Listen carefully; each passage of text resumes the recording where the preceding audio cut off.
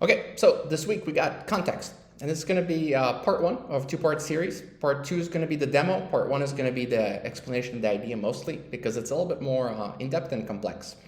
But Bob is super excited this week because we got a story to tell you. So once upon a time, I started a job. There was me, big smile and everything. I had a boss, and she comes to me and she says, Max, our revenues for the company year over year are up 10%. So me being a new employee, I said, well, what am I supposed to do with that? Is that good? Is that bad? How do I evaluate that? So I became confused.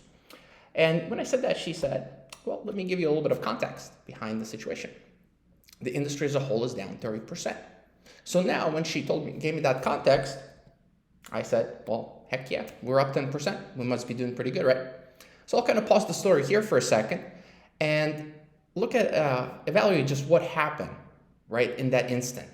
Before she provided me the context, the information that she gave me originally, that 10% revenue increase, was not really valuable. It didn't really tell me anything. It didn't really allow me to draw that insight, that knowledge ultimately, right, to understand what was going on.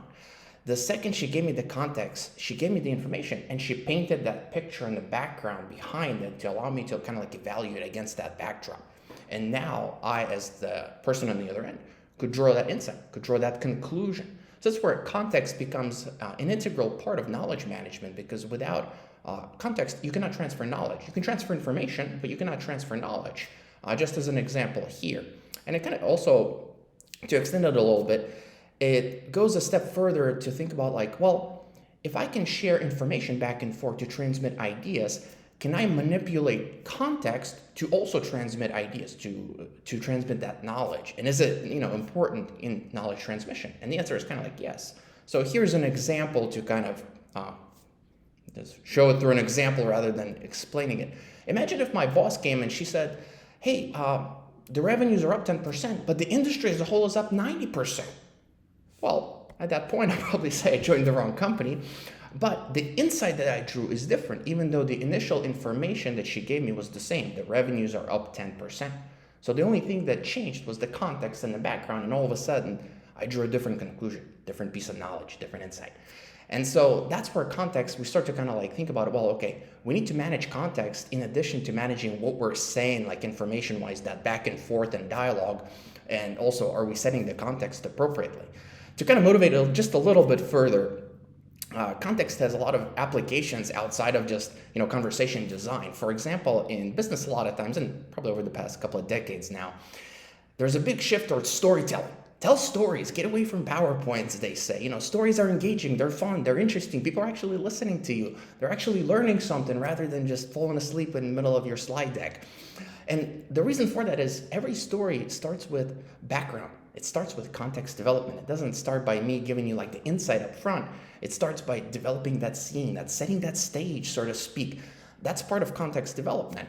And the people who are good like storytellers, they're really good at setting that context and building it up before they kind of give you that final bit, before they give you that denouement where things get unraveled and light bulbs go off and the insight comes out, everything becomes self-apparent.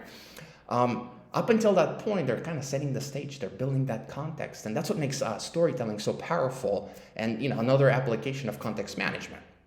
So hopefully that kind of motivates it. Besides just conversation design, there are other applications of it. So it's kind of a fun topic to think about.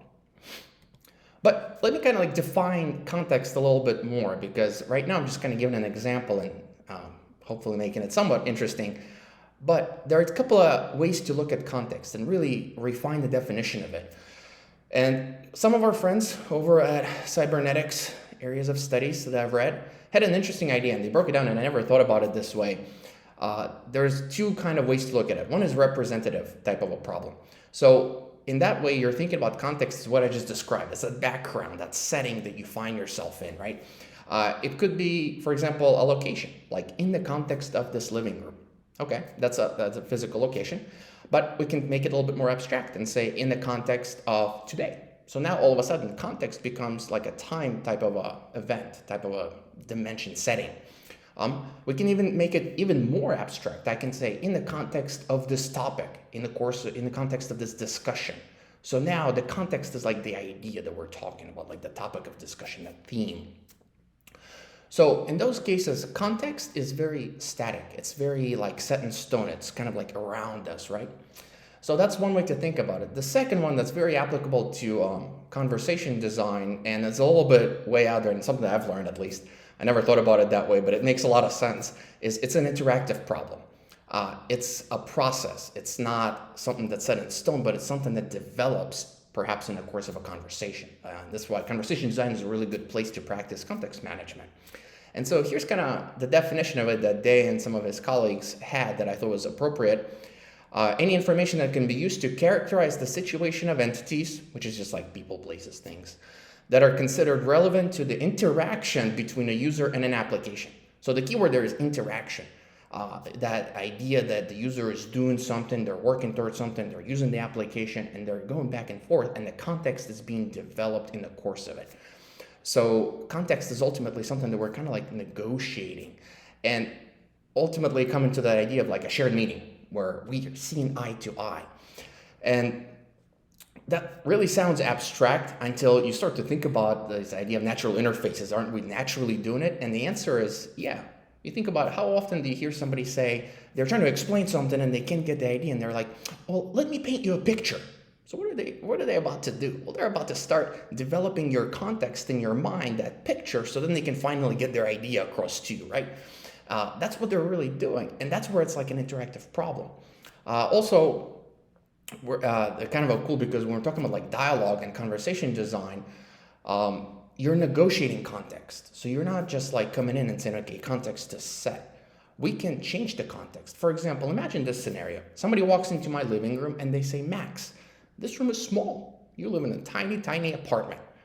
And then I might say, well, you know, it's not so small considering I pay $100 a month for rent. I don't, but just for a fictitious example, I wish. And all of a sudden they say, well, in that case, maybe it's not such a small room. What did I just do? The dimensions of my room didn't change, right? I gave them information to change their context, and now they're thinking of my room differently. So context and like ultimately the knowledge management and conversation design, when they start to converge, we're ultimately talking about changing people's perception, which is a huge part about user experience design. It's like that idea, when we talk about human perception, we're ultimately starting to circle a different drain, which is cognition and, you know, awareness, and ultimately general purpose AI is kind of like where we're headed, but that's not the point of this video. But we're starting to kind of get it to an idea that context and experience overall is like in the user's mind, and we can manipulate it in all of these ways. So if we can masterfully swirl around all these ideas, this context, knowledge management, conversation design, into this nice, delightful concoction that we use called user experience, then, you know, we're pretty good at designing ultimately. And so hopefully that starts to formulate a different idea about context and why it's kind of like important. But to dial it down just a little bit, because I'll leave it at that. I know it's a little bit of a cliffhanger in terms of, you know, cognition and some of these other more advanced topics that I'm not qualified to talk about, and I haven't read enough about yet to regurgitate anything interesting. But let's reel it back into conversation design as the last step. So when we talk about context and managing context, how do we do it in a conversation design? So one way to do it is in hierarchies, and do it in a sequence level. So that's that step level. So in dialogue, usually I say something, you say something, I say something, you say something. One round trip back and forth is an adjacency pair. That's what it's called, or a conversational step. So we can manage context at that level.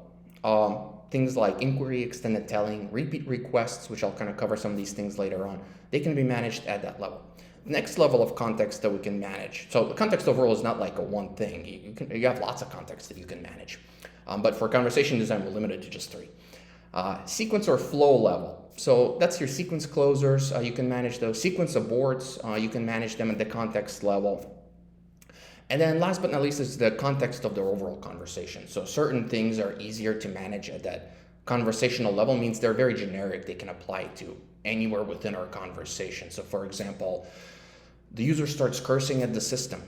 Well, it doesn't matter what flow, what step they're on, the system could just react appropriately, react the same way, and just say, I'm not going to talk to you. That's it. We're done. I'm out of here. So in that example, the sequence, that's the conversation repair mechanism, is managed at the conversational, like context level, in the context of the overall conversation. And so in Dialogflows, I'll show kind of in the demo, there are methods where you can create a hierarchy of contexts and manage different things to solve different kind of conversational problems, ultimately. So that's pretty much it. I'm at 10 minutes. That's why I broke this down into 2 halves, because it's a big topic. There's a lot to it. But hopefully that kind of starts to give a little bit of an indication of what context is and why it's important. And then the next demo, I'll kind of talk a little bit about actually logic structures and show you on Bob how to I manage context, at least at the very primitive level, and how anybody can approach to start managing context. So that's pretty much it. Thanks for watching.